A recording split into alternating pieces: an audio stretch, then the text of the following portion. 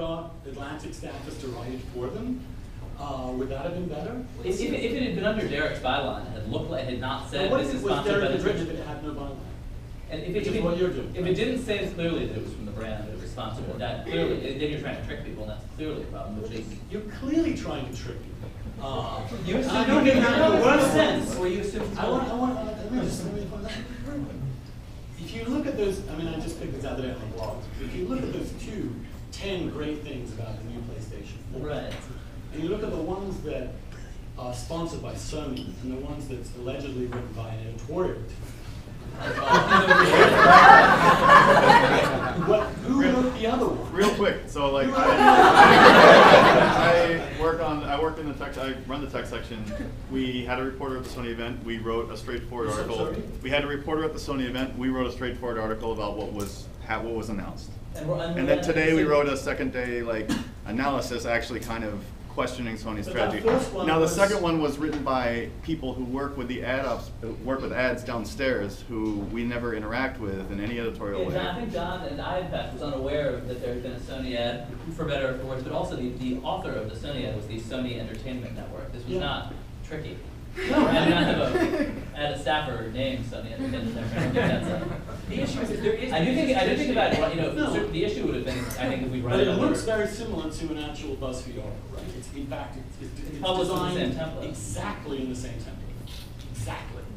And the Buzzfeed review of PlayStation 4 was quite enthusiastic, let us say. Now, does a reader have any you actually reason? didn't read the second story on that, I think. But and John, I think, was probably unaware of the ad. But the idea that, I mean, I don't... No, I'm just saying that when you're running an ad by Sony, that's 10 great things about the PlayStation 4, and in the same format, the only difference is that there is a slight change in color background, and the byline is there. I'm not saying that you're not believing. So were you confused? You absolutely are. No, I was just wondering. So who was confused? I'm quite a sophisticated reader. I'm not sure whether other people would be confused. I mean, honestly, I we're couldn't not tell trying the to difference confuse in terms of tone or skepticism between the one written by Sony and the one written by Buzzfeed. And presumably you're getting paid by these people, so one has to ask, can we trust you on reviewing something where you're being paid by these people to rewrite their own ad copy? I mean, this is a great case against virtually the entire media industry except for the dish, which takes an excellent case against the advertising model. Most media companies take advertising is a huge opportunity for corruption. I have actually never been, having worked, at the Daily News, at Politico, here, at the New York Sun, various other places. It's not something I've ever in my career come in contact with because there is this very strong tradition of separation. Why do you think that's the case? Why on earth would anybody separate advertising from editorial, in your view? I mean, I think there are a lot of reasons. There's also the fact of the tradition of journalism that in this place comes out. Why did the tradition emerge? I mean, so honestly, I'm not looking for ways to break it, so I guess I don't spend too much time thinking about it. I think you've broken it. I think the Atlantic is broken. So what about Atlantic brand is not a big deal. What about is the problem that you have? I mean, we've established that There's there's an editorial floor, let's say, at BuzzFeed, and there's an ad floor. Some of the people on the ad floor apparently, according to Ben, used to work on the editorial floor. But they're not actually not writing journalists all over the place used to be journalists forever. The issue is that the ads look too much like the articles to you, not that ad writers are writing editorial and editorials writing ads. It's their I think it's that companies are giving money to a media company, right? That then also writes about them. I mean, that seems like a very deep obvious concern. conflict of interest. Right, yeah. It's an obvious conflict. It's a case against the whole media. And when you actually publish their version of the 10 greatest things about PlayStation the day before you do, and actually when you go onto their site, they have a whole bunch of other BuzzFeed stories about the PlayStation 4 that are not different.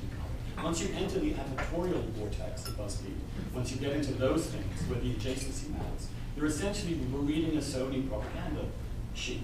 It's called advertising. No, it's not called advertising. That is something else. It's called advertorial. And advertorial is a fusion of advertising with editorial writing. What's so striking to me is that the time you hear about this, and particularly in the case of Scientology, really we hear much less about it. is from people who notice it. The point is that you notice it. The point, your argument is not that you're being tricked. Your argument is that you're being discomfited. But the discomfort is because you've noticed it. The thing with the Scientology piece, I actually think that this discomfort, for reasons that aren't totally fair to the Atlantic, but that are real, is much greater with written out, with text, than with things with other forms. That is sort of a rational decision. That's just sort of a gut thing that I think a lot of people have it. Writing.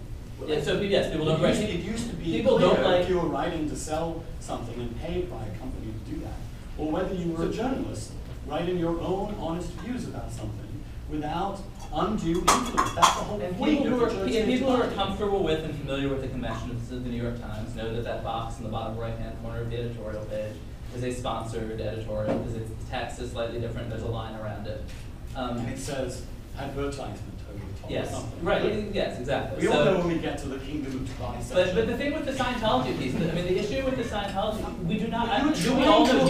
You are. The point. My point is simply this: advertisements go out of their way to say they're different than editorial. The whole point of this and the reason I've become discomforted is not because the Buzzfeed thing just. I happened to just look into it today. I think most people are utterly unaware of any of this. I think most people are very sophisticated consumers. I think most people are utterly unaware that vast sections of American journalism have now basically said, please, Mr. Ad Agency, write our copy for us, or we will write it for you.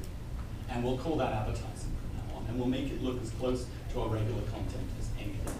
And it only pops up with Scientology. But I find it just as creepy when it's Shell or Chevron on your site, where you've basically given the Atlantic Monthly's integrity, which is something you can't really, I don't think, mess with. And because this is the innovation. It's that the advertising impulse comes from the editorial institution in collaboration with an ad agency, in which the actual institution writes the copy rather than ad agency writing the copy, in which the ad appears in the same format, font, and type as every other article, and in fact, the advertisements mimic almost exactly, in their headlines and in their structure, exactly what a regular article is. And now, that is obviously designed to make it look not like an advertisement, which is why, as you point out, it's working. You're winning. And I've no doubt that you can win, absolutely, on that model. But I'm worried that journalism will disappear. If your only criterion is winning. But not because of any question of ethics or church. It's not irony that we're using all that, blood money to hire a great journalist. That's in fact what we're, I don't really see the trick. The trick is, look, you've gone over this a million times already. I would rather you call them editorians because they are. Right? Go ahead. Really quickly, Andrew, I think that you're underestimating the intelligence of the contemporary consumers. I think that the line is definitely moving, but the line is still there. It'd be like 10 years ago when Delta started putting Sky Mall in the CPUG in front of you, you would read it and go, I'm reading Sky Magazine. What's this new magazine? And then you start flipping through it, and there's things for sale. The line is still there. I think that you're uncomfortable with it moving, but it's still there. What would obliterate it in your view? What would obliterate it would be John right about Sony. When people decide that the line shouldn't be there. Well, and I agree, but I think the strategy here is to make the line as blurry and as invisible as possible. No, it's still there. I think they still have this slightly different color on the back, and they don't lie about who wrote it. The other point I wanted to make I would like to know, by the way, who wrote that. I'd like a byline. I'd like a byline on those pieces. Well, then you might actually be confused if the byline wasn't Sony, which is why we make it Sony. By so and so, paid by Sony would be a great way of doing it. Is that how most ads work? That's how your new ads should work, if they're going to be honest. I would prefer actually. I want to know who's writing these ads. I want to know if they're BuzzFeed. I don't want to see a piece of writing whose authorship I do not know. So does that bother you with ads in print publications? If they appear as articles, yes. They attest them. You'd like to know the name of the copywriter. If they're writing, it's not a copywriter. These are articles. Okay? 10 great things. You can say 10 great things about the PlayStation. That's someone has to write them. But there are many ads of that. Well, let's say The Atlantic Well, article, we don't. the era of big data by Chevron or whatever, whoever. Actually, those are, if you click on the piece and you go inside, it's written by their CMOs and COOs. Right, which So I actually respect, as long as you realize you're reading a piece by the CEO of the company as propaganda in the Atlantic Monthly. Atlantic Monthly. I mean, that's, you say it just Sometimes, well, some part of me just grieves at the thought that the magazine of Thoreau and Longfellow should now be basically asking Chevron to write its copy. Who advertised in the days of Thoreau and Longfellow? I actually don't know. I think They people. probably showed our banner. I think there were little classified ads, but I think people paid for it. To be fair, I mean, nothing on the Atlantic homepage, we can get to your question in just a second, nothing on the Atlantic homepage in that top area right, has Collateral damage. No, it's not. It's not into a hurricane.